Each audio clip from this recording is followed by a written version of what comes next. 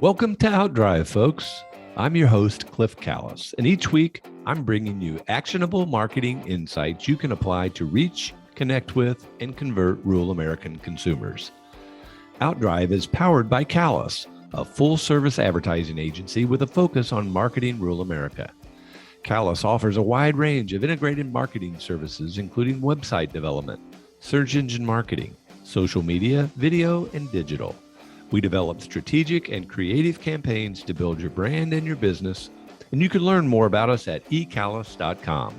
Now join me in the front seat as we head out on the road to success. Let's go. Hey folks, welcome to Outdrive. We've got another great story to share with you today about life and work in rural America. Out here in the country, the summer means many things to many people. But no summer in Missouri would be complete without the Missouri State Fair. And today, we're honored to have the reigning queen of the Missouri State Fair with us on Outdrive. Elsie Kigar has been attending county fairs and showing cattle here in Missouri since the age of 5. She grew up and lives in Scotland County, where she was also named the Scotland County Fair Queen. Besides working on the family farm, Elsie has advocated for agriculture over the past year as queen, and she has represented the state fair throughout the state in numerous ways. Keep listening for insight into Missouri agriculture, living, working, and playing in rural America, what it's like to be the state fair queen, and some of the lessons learned growing up on the farm. Welcome to Outdrive, Elsie. Good morning. Thank you guys for having me. I'm thrilled to have you. Well, we're excited that you're here. And you know what? I think we have a lot to talk about. You know, you've spent the better part of a year as Missouri State Fair Queen, and I want to talk about that experience and some of your takeaways from that.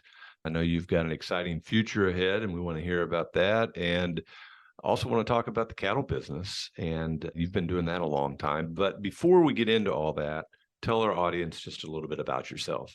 So I am Elsie Kigar. I am 18 years old, and I'm the daughter of Jim and Elisa Kigar. We live up in Northeast Missouri on a 500-acre cattle farm that's been in our family for 4 generations. I am the 2022 Missouri State Fair Queen. It's been an absolutely great year to represent the Missouri State Fair because of the passion that I have for it and the many generations in my family before me that have been involved with the Missouri State Fair.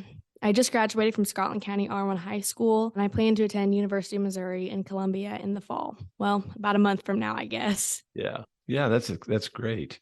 Mizzou is such a great school. So what's it like growing up on a farm? So growing up on the farm, I've done everything from the daily tasks of mowing the yard and feeding calves to helping with the semi-annual cattle drives. And when dad's hands get tired, I'll cut the bull calves into steers and getting to experience preg checking the heifers when the vet has the last couple head to do. Just so many things that I've got to experience that other kids wouldn't have. The joy of seeing when a new calf is born and makes its way to the sale barn and survives that whole time.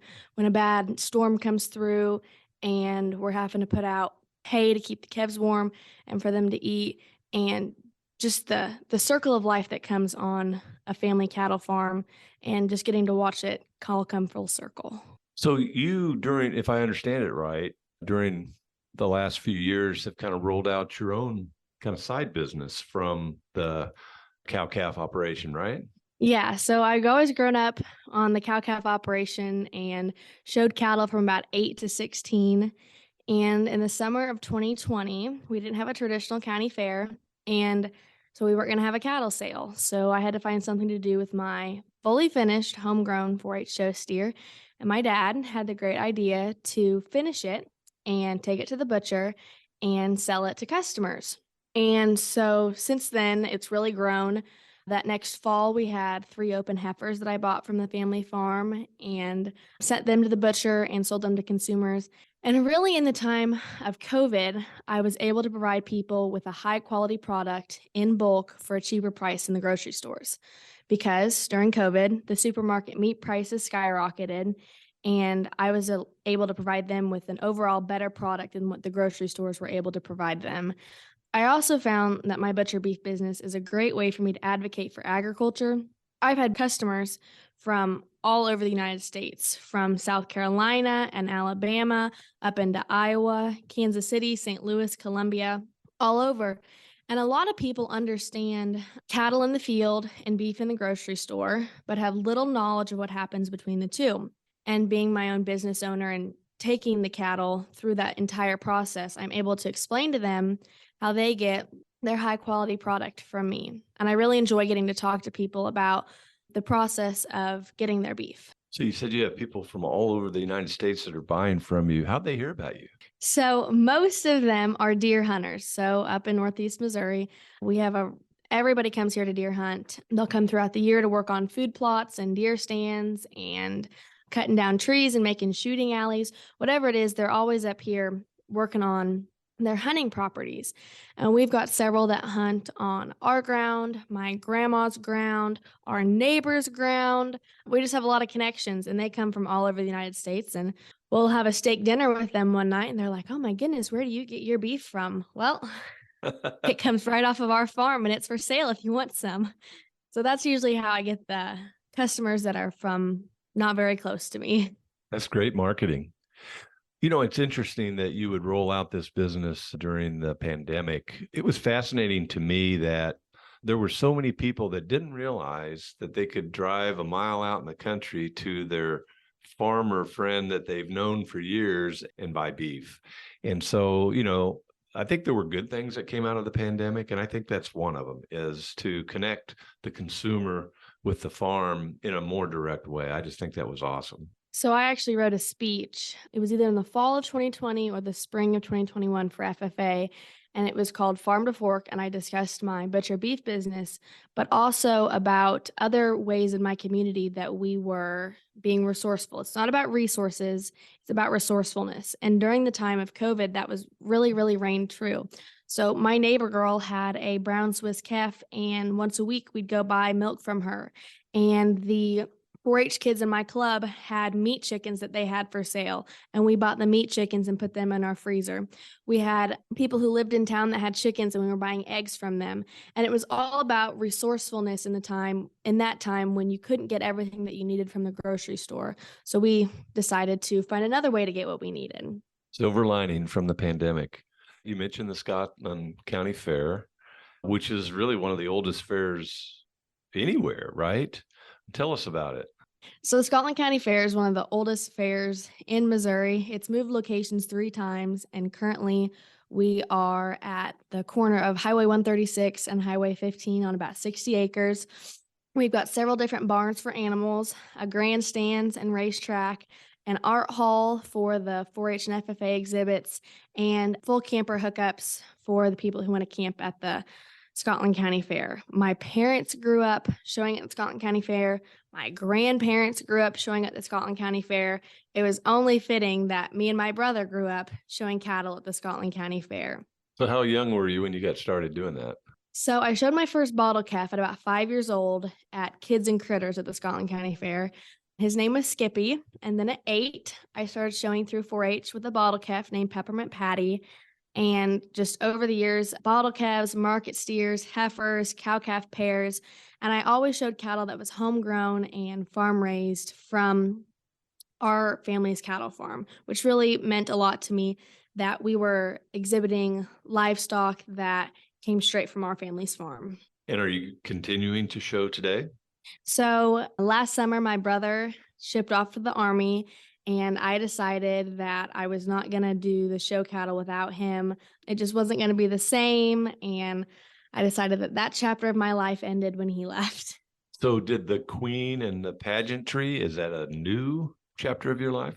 So I've always wanted to be the Missouri State Fair Queen. In 2010, my cousin, Megan Westhoff, won the crown, and I was 5 years old, and I remember getting to go down there and spend a couple days with her and absolutely fell in love with the idea at 5 years old of being the Missouri State Fair Queen. And she actually got me a t-shirt that says Future Missouri State Fair Queen. And there's a picture of little 5-year-old Elsie and Megan in her beautiful crown and sash. And I just love that picture because I knew from that day that I was going to be a future Missouri State Fair Queen, or I was going to try my absolute hardest to be that. So I'd ran for like 4-H princess and 4-H queen at the county level. And not last summer, but the summer before, I ran for Scotland County Fair's teen miss and won that. And I decided that I was going to run for Scotland County Fair Queen the next year. I would finally be old enough. And I would just wanted to win Scotland County Fair Queen and head to the state fair to get some experience in the contest, but had absolutely no plan on winning. And so I won Scotland County Fair Queen and headed down to the state fair and really just wanted to learn the competition and how it all worked and come back in a couple of years as Missouri Beef Queen, Nemo Fair Queen, Nemo FFA Expo Queen, and on some of those other titles in a couple of years, maybe I would be able to win the title. So no, I've never really been involved in pageants, but like 4-H queen contests and county fair queen contests, I've done a few of those, I guess. Well, it seems like you're a natural, Elsie. So the Queen contest is the opening night of the Missouri State Fair. Tell us about last year's opening night. So on the opening day of the state fair, the girls compete in speech or talent and then evening gown. So I gave my speech and it was called Making Lemonade and talked about my grandma's lemonade business that she uses to raise money for charity. And I transitioned into my butcher beef business and how that's very beneficial to consumers as well. And it was called Making Lemonade. And after speech, I competed in evening gown. After the evening gown, they announced the top 10 contestants, and my goal as a first-year competitor was to be top 10, maybe a category winner, and maybe a runner-up. But I had no expectation of winning. I was one of the youngest girls in the competition. There were girls that had years and years on me of agriculture degrees, internships, just so many more connections and experiences that I didn't have. So I was top 10, and then they announced we did an onstage question. They announced the category winners. I didn't win a single category. They announced the runners up, fourth runner ups, third runner up, second runner up. And at this point, my dad says to my mom, she can't be first runner up or win if she didn't win a category, right? And my mom says, yep, no way. She's just going to have to be happy with top 10. They called first runner up. And about that time, contestant number 20, Elsie Kigar, is the new Missouri State Fair Queen. And just absolute shock. And one of the first things that ran through my mind was that they tell you to pack your clothes for the next 10 to 11 days. I did not think that I was going to win. So I had a sundress and a pair of jeans in my bag that was supposed to last for the next 12 days. So it was kind of panic at first of, oh my goodness, I don't have anything to wear. But I changed out of my evening gown. I did an interview, took the professional pictures, I guess, before I changed. And then we were sent off to the opening day parade in a car provided by, is it WK Chevrolet here in Sedalia, that business. And we were in the opening day parade. And after everything kind of wound down on that first day, we went to the beef house. It's one of my favorite places to eat at the state fair, honestly. And we sat there and put a game plan together of, okay, how is this going to work for the rest of the state fair? And mom and dad both decided that they were going to stay with me, but mom was going to go home and get clothes and everything that we were going to need for the rest of the state fair. So she went home at like 10 o'clock that night and was back to the fairgrounds by 10 o'clock the next morning. She did laundry all night, packed, just got everything ready for us to be down there for the next 12 days. And so we have what we call the Queen's Quarters in the historic admin building. And it's like a 10-foot by 10-foot room. And both my parents decided they were going to stay with me. So we had the 2 twin beds and then added a cot in there for the third person to sleep. And I just think that every 17-year-old girl wants to have an 11-day sleepover with both of her parents. It's just every girl's dream. But the state fair was great. I mean, the amount of growth and development that I've seen within myself from being the state fair queen is just astronomical. I feel like I've matured so much being in this role, and it's just been really great for me. So did you get to know some of the interns that were working from the marketing department that were also staying in the administration building last year? Yes, I did. I became really good friends with one of the girls, and we always wanted to know how is it Otto the talking car at the state trooper department? They've got the talking car, and we wanted to know, okay, now for real, how does this work? because the car talks and I'm like, we need to know. So I was talking to one of the state troopers and he said that if we came back one day, like right after they closed auto, that we could go back and go see how auto works and see the secret. And I was telling the intern about it. And she's like, oh my gosh, are you serious? I want to go too. And I was like, okay, like give me your phone number and we're going to go see how auto works. And I just thought that was really fun that we both were really, really interested in the secret of auto. You mean Otto really doesn't talk himself? I hate to break it to you, but there is a secret behind him. Well, you sounded like you're getting some VIP treatment, which you deserve as the State Fair Queen. What are some other takeaways from last year's fair? I got to meet a lot of really important people that I think are going to be great connections for me for the rest of my life and my career in agriculture, like Governor Mike Parson and his wife Teresa, Mike Kehoe and his wife Claudia. And I actually got Mike Kehoe to be the graduation speaker for my class this year because of the connection that I made at the state fair. And he delivered an amazing address to the class of 2023. And I just really appreciate that connection that I made and know that it's definitely going to last a lifetime. So I really appreciate him coming and doing that. Mark Wolf, the director of the Missouri State Fair that I spent all day, every day with. I mean, a great man, very wise, and just a connection that I think will always help me out later in life. Chris Chin, the director of Missouri Agriculture, getting to spend so much time with her, and she knows who I am now. Who would have thought that the director of Missouri Agriculture knows the name Elsie Kigar? I would have never assumed that. And now that I have that connection, I'm really excited to see where it's going to take me later on in life. Well, that's exciting. You mentioned a career in agriculture. Maybe I'm jumping ahead just a bit, and I'll come back to the fair in a minute. But what does a career in agriculture for Elsie look like? So, like I said, I'm going to Mizzou this fall and I'm going to pursue a degree in ag business management. And I had said originally a minor in animal science, and I got my classes. And after talking with my advisor, we decided to throw in like an ag policy class and then an animal science class to see which way I want to take it. My mom really thinks that I should look into being like an ag policy lawyer and something along the lines of that. At Mizzou, you can do a 3-on-3 degree plan where 3 years undergraduate, 3 years out. And that would be a great program for me. I don't know exactly what I want to be doing in the agriculture industry, but I know that that's where I need to be. I've been passionate in 4-H and FFA my whole life. Being the state fair queen's been a great connection to agriculture. I grew up on a family farm. I know that that's where I need to be. I just don't know exactly my place or job title that I want specifically yet. Yeah, and that's okay. You're young, you got a lot of time to figure that out. I think in your role, you're going to be a mentor. You are a mentor. You're somebody that young ladies can look up to as a role model. What would you say to a young lady that you meet on the street at the state fair? I was once in your shoes looking up to the queen thinking she was the bee's knees because my cousin was the queen and I set that goal in my heart. And I would tell them to never give up on your dreams because being the state fair queen was a dream of mine. And here we are today, and just do what you want to do and be inspired by others and follow your dreams. That's wonderful advice.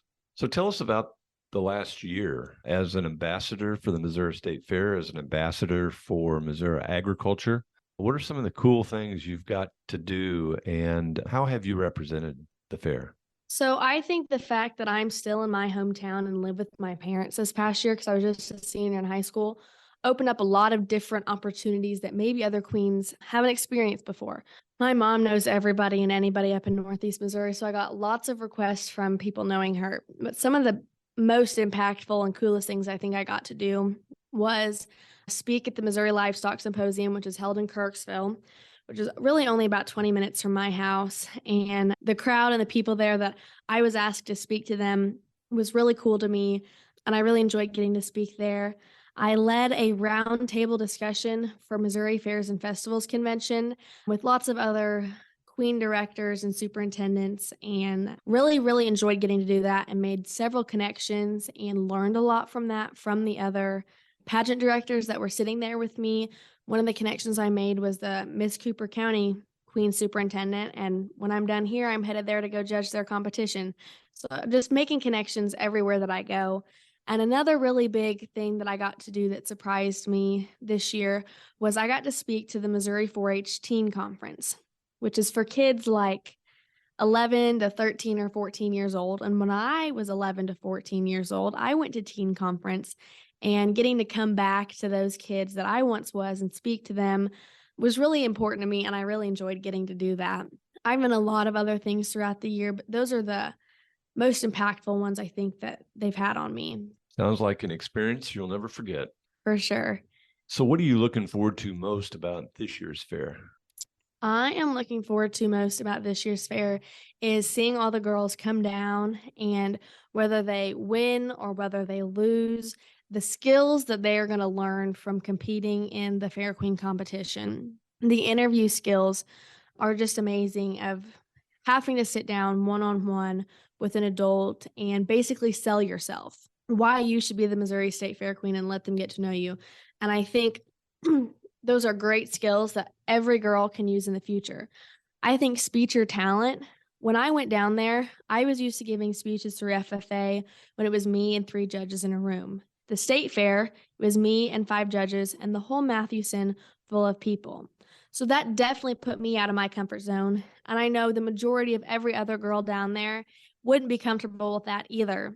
And so watching them step over their fears and do a speech or do a talent on stage in the Mathewson in front of everybody is a great skill for them to learn and use later on in life. And then the evening gown portion, how to be elegant, how to be poised, how to be a queen and look beautiful in an evening gown on stage. I think that's another great part of the competition. It teaches you how to walk gracefully and all these other skills that the evening gown provides for you. And I think watching all the girls go through those 3 parts of competition and the growth that they're going to have, whether they win or lose, is absolutely amazing. And I'm really looking forward to the new queen and all the great things that she gets to do over the next year and how much she's going to grow as a person, just like I did. So, the theme for this year's fair is where traditions grow. Are there some traditions that you and your family have for the state fair? So one of the traditions that we have that was started about 6 years ago was there's a whole group of Scotland County kids and parents that go down and show at the state fair. So on the first Sunday of the state fair, in that evening when everybody's got their goats and their cattle and hogs checked in, we all go to the beef house and have just kind of a Scotland County family dinner at the beef house. And I really enjoy that because everybody can talk about their day, how weigh in or check in went, what they scout the competition to be for their livestock. And I really love that we do that, have done that for about 6 years now at the state fair. My history with the state fair also goes back really far. In the 1950s and 60s, my great great grandfather was a harness racer at the Missouri State Fair. And in the 1980s, my grandpa lobbied the state fair commissioners to host the antique tractor pull, which actually still goes on to this day and is a huge attraction. And I think getting to be at the state fair this year for all the 10 days and getting to go back to that tractor pull really meant a lot to me, thinking my grandpa was one of the people who got the tractor pull to be here today. Exciting. So let's say you run into somebody that's out on the street somewhere, not in the fairgrounds, but just anywhere in public as the state fair queen, and they've never been to the Missouri State Fair. What would you tell them to entice them to come? I think that the state fair is a great combination and meeting ground for agriculturalists and non-agriculturalists. The agriculturalists come to show and exhibit their livestock or crops or whatever it is, and the non-agriculturalists come for maybe the carnival rides and the grandstand events, but they're still exposed to the agriculture when they come to the Missouri State Fair. I think that people shouldn't be looked down on the state fair, maybe just because it has nothing else to offer besides livestock and crops. I think that there's so much that it has to offer: the grandstand events, the concerts, the races, the rodeos. And then you've got the buildings like the commercial building or the very industry buildings where people are exhibiting their product, trying to get you to buy it. And I think that all the different buildings and things that the state fair has to offer, besides just the livestock and the crops, it definitely should be a drawing point for those people to come to the Missouri State Fair. Very good pitch. Very good. So when school start? What's your first day at Mizzou? So I hand my crown off on the 10th, Thursday, the 10th of August, and move into my dorm Saturday, the 12th of August. So that next week is rush week, and I will be rushing a sorority. And then the next week is welcome week. And then classes start on the Monday after that. And I don't know what the date is, but yep, You excited? I am really excited to be down there. So, if I understand it right, you and your family just were traveling abroad? Yes, we just got back from a 10-day trip to Greece and Paris. Tell us about that. It's a little different than rural Missouri. Yeah, definitely a little bit different than rural Missouri. So in the year 2000, before I was even born, my parents hosted a kid through the 4-H IFE program, which is International Farm Youth Exchange.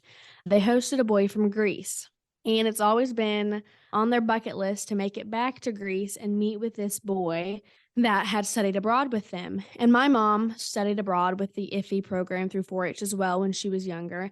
And it's not expected, but hopeful that if you've studied abroad, that you will host somebody in your home eventually.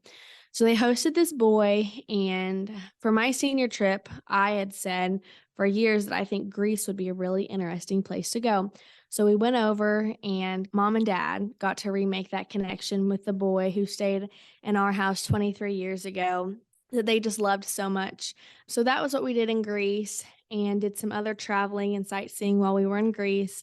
And then we were going to have a layover in Paris. So we just decided that we were going to spend a couple days there, plan a couple days there, and got to spend my 18th birthday in Paris. So it was definitely an amazing trip. Oh, sounds like it. Sounds like it. I did a similar trip this summer, and I would encourage anybody who has never been to Europe to go because it is completely different, I think, than anything that you would experience anywhere else. And the culture is very, very unique. I really enjoyed it as well. Yes. One of the weirdest things was that they don't use ice in their water. If you want ice, you have to ask for it. And sometimes they don't even have ice for you. And I love a cold drink. And so having to ask every time for ice was just really interesting to me that that's not a common thing for them. It is interesting. One of the things that I did to prepare for going over there was to Google things to do in Paris, things not to do in Paris, and that people. Well, first of all, it said that guys don't wear shorts, and so because it's not fashionable. And so Oh, I'm like, really? it's going to be summertime. I'm taking shorts, but I didn't take as many as I thought I would, and I wore the heck out of them because everybody was wearing shorts. It was 90 degrees. Yeah. My dad researched Greek foods and the American equivalent of it, or what it would be like, so that when we got to a restaurant and he saw on the menu something that he didn't know how to read, he could look up in his notes and see what it was, what it consisted of, and what maybe the American equivalent of it was, to make sure we were eating stuff that we liked while we were over there. Good idea. Good idea, because you never know what you're eating sometimes. Yes. One of the things I like to do on our podcast is to do a little bit of research. And so I'm going to ask you a question that I didn't prepare you for, but I know you'll hit a home run on it. As a consumer, Elsie, the consumer, the buyer of different kinds of things, where would an advertiser put their messages for you to see those? Where do you go to get your information? I think one of the new up and coming social media and marketing things is TikTok. And from a younger generation, kids sit there and scroll on TikTok all day. I'm guilty of it. I know almost every other youth is guilty of that. And if you're putting out positive information, specifically in my situation, when I see videos about makeup or clothes or shoes or stuff like that, and they're talking about how good it is, I'm enticed to buy it. When I see people show a day in their life on their cattle farm and that they're not abusing their animals and they take good care of them, I think that puts a positive cast over the agriculture industry compared to what you can do the same thing on TikTok is talk about how awful people treat their livestock and that we should support the agriculture industry. I think that a lot of influence can be put on TikTok for all kinds of different marketing things. Agreed.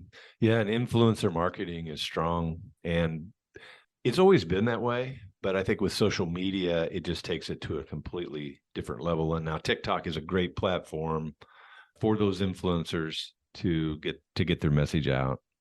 The focus of our podcast is marketing in and to rural America. When I say the words rural America, what kind of thoughts and images come to your mind? I think of my hometown and my family farm. So in my hometown, we don't have a single stoplight. We don't have a single fast food restaurant. It's 45 minutes to get to the closest Walmart. There's not a Target for an hour and a half from my house. And everybody knows everybody. There's a connection in rural America of everybody's there to help you. And we're one big family and community that all tries to support each other. And I think that growing up in a rural community has really helped me to be who I am today compared to growing up in a city or in a larger town. We don't have things to do like go to a movie theater or walk around in a Target. We have to find things to do. So on a Saturday afternoon, we might go swimming in Jimmy Joe's pond, and then we're going to get on our four-wheelers and drive up the road to the farm and look at the cows or jump on the hay bales. We just have to find things to do in rural America as youth. And I really love that we do more wholesome fun, I think, in rural America for kids. It's a pretty nice lifestyle, isn't it? It is pretty great.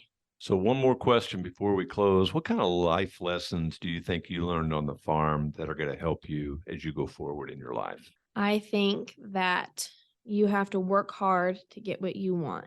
With my butcher beef business, I constantly have to work at marketing it and connecting my customers to the butcher and booking my appointments. And I'm just always constantly working hard to make sure that it keeps going.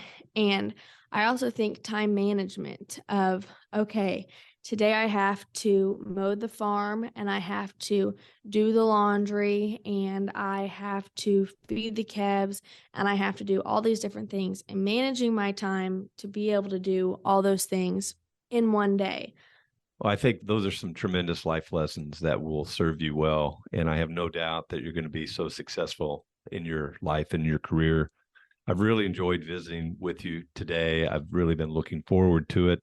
What else would you like to share with our OutDrive audience that you think they might find interesting or maybe inspiring?